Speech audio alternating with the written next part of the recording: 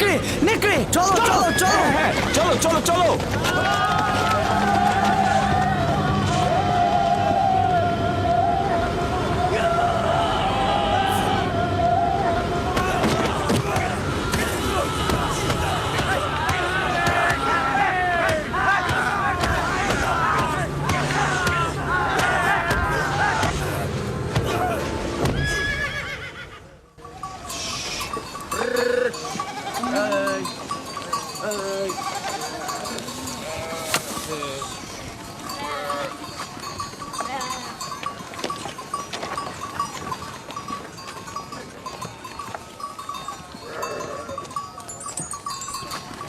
এটাকে কে হত্যা করলো? আমরা সবাই মিলে এটাকে মেরেছি। আমাদের ভেড়ার পালের উপর এই নেকড়েটা আক্রমণ করেছিল, আমরা সবাই তাকে পিটিয়ে মেরেছি। নেকড়েটা যদি তোমাদের উপর হামলা করতো? তার আগেই আমরা ওটাকে শেষ করে দিয়েছি। সে যাই হোক, খোদা আমার এই পাগল আর ভয়হীন বাচ্চাদের কল্যাণ করুক। আপনিও নিশ্চয়ই এতে অংশগ্রহণ করেছিলেন? আমাকে তোরা হস্তক্ষেপ করার ফুসরতি দেয়নি। আমি উঠে বসার আগেই তোরা একদম নেকড়ের কাজ খতম করে দিয়েছে।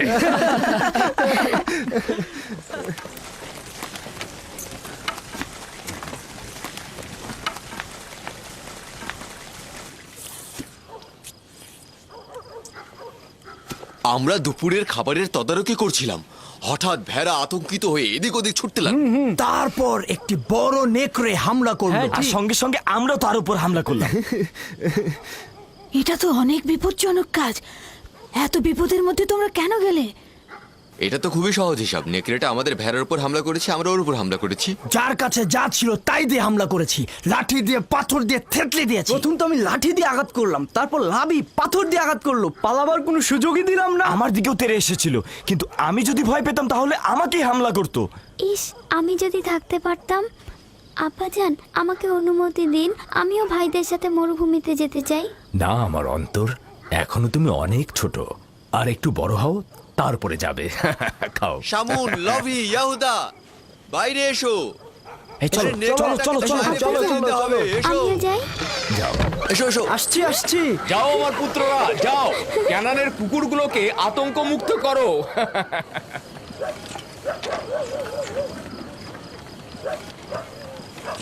আব্বাজান আজকে মরুভূমিতে যেয়ে বলল যে কেন তোমরা ইউসুফের স্বপ্নকে ভাইদের উপর নেতৃত্বের ব্যাখ্যা করছো। স্বপ্নের ব্যাখ্যা তো এটাও হতে পারে যে ইউসুফের ভালোবাসা তার ভাইদের প্রতি আরো বেশি হতে পারে। হতে পারে, হতে পারে ইউসুফ তোমাদের আরো বেশি ভালোবাসবে।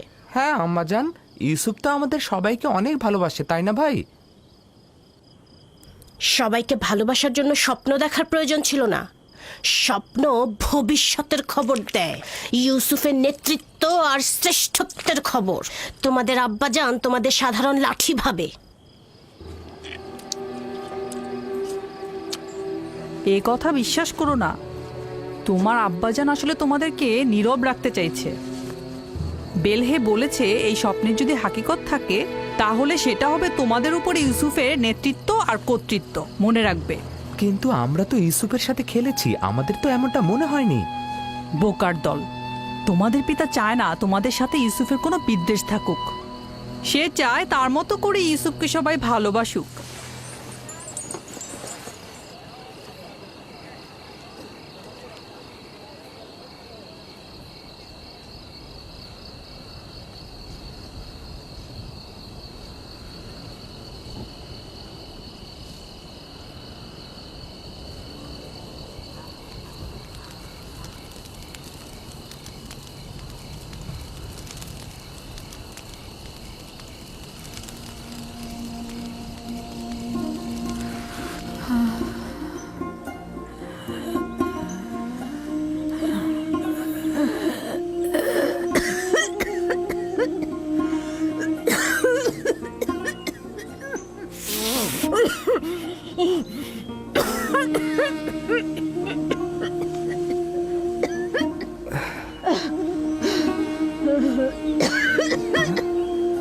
ফুফুজান, ফুফুজান, ফুফুজান, ফুফুজান, বেসমে, বেসমে। কি হয়েছে ইউসুফ? বানু, কি হয়েছে বানু? তাড়াতাড়ি আব্বাজানকে খবর পাঠাও।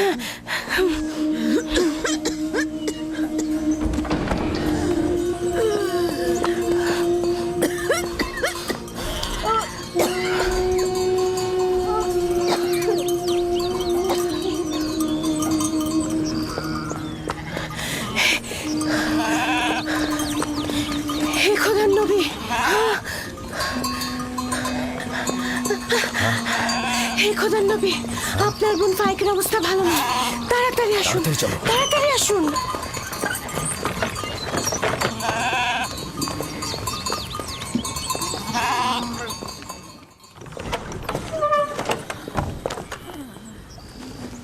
সালাম আব্বাজান, ফুপুজানের অবস্থা একদমই ভালো না। বোন আমার, কি হয়েছে তোমার?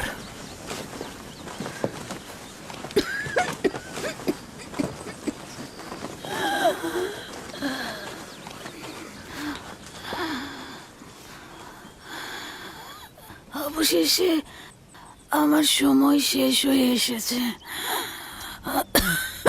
এইসব কি বলছো বোন আমার? তোমার অবস্থা তো ভালোই ছিল, হঠাৎ করে কি হয়ে গেল? অত কিছু তো জানি না, শুধু জানি চলে যাচ্ছে। তাড়াতাড়ি ওনার জন্য হেকিমের ব্যবস্থা করুন, ওনার অবস্থা ভালো নয়। আমি গতকাল থেকে জানি যে আমার আর সময় নেই।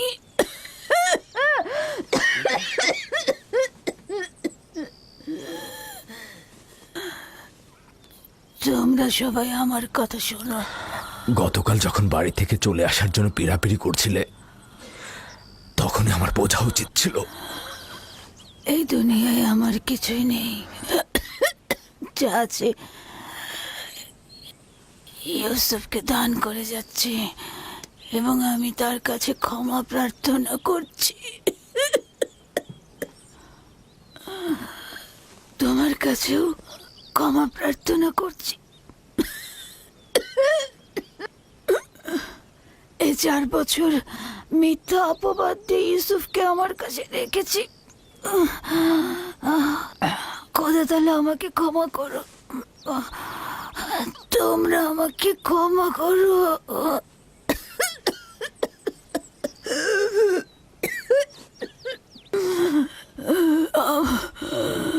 আমার ইউসুফ চোর না, আমি কোমর বন্ধনীটি লুকিয়ে রেখেছিলাম ওর জামার নিচে। আমি তো সেটা জানতাম, তুমি অযথা চিন্তা করো না। সবাইকে বলে দেবে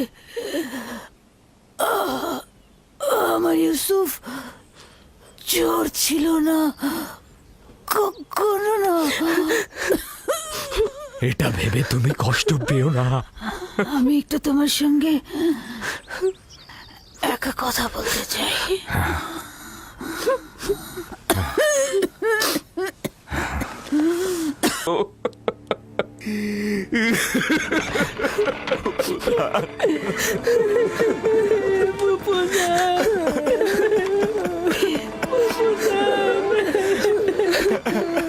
বুঝান,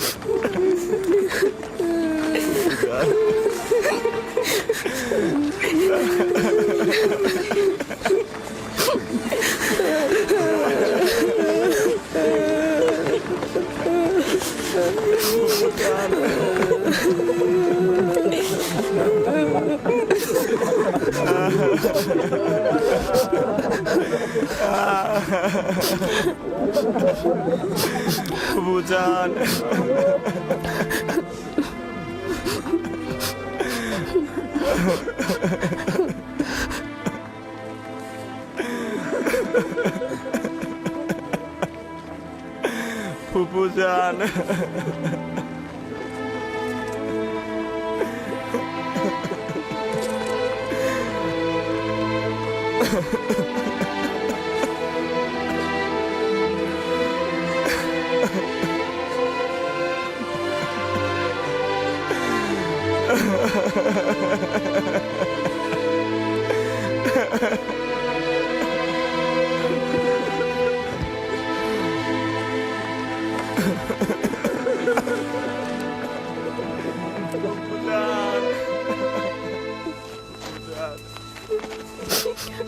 এক খোদা ভিন্ন অন্য কারো কাছে প্রার্থনা করো না এবং শুধুমাত্র তার কাছে আশ্রয় চাও।